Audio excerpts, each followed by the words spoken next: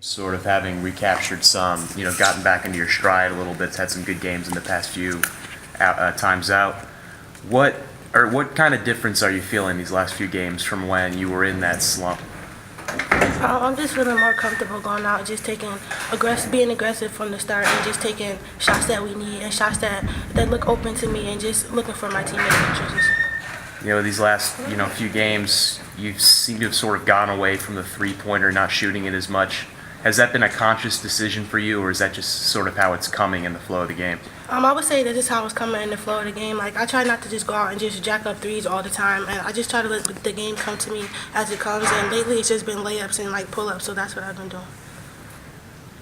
For you guys, does it help having gone on the road and beaten them in their house last year, and then the game you guys had against them earlier this year? I mean, confidence-wise, experience-wise.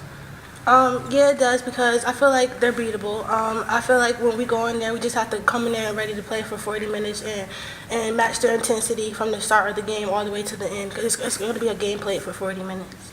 And Lene was talking about, Coach was talking about it, just missed opportunities in that first one. I mean, a couple breaks here or there, and we're talking about you going for a sweep against Baylor this year.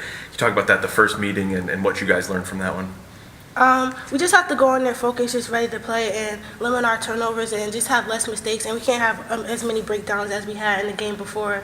We just have to go in there with a different mindset this time and just try to go in there and get the W.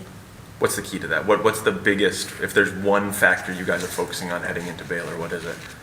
I would say communication. I feel like that's a big part. If we don't talk, then nothing's going to get accomplished. So I feel like communication is key for this game.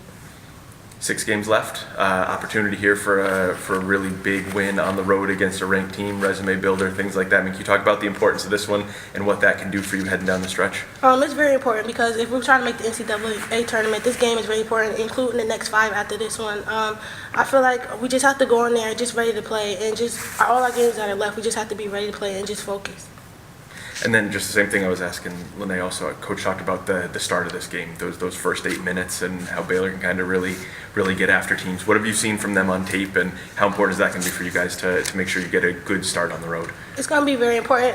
They're going to try to set the tone as soon as the tip of the ball. So we just have to be ready to match their intensity, like I said, and just be ready to play for 40 minutes, because it's going to be a game won within 40 minutes.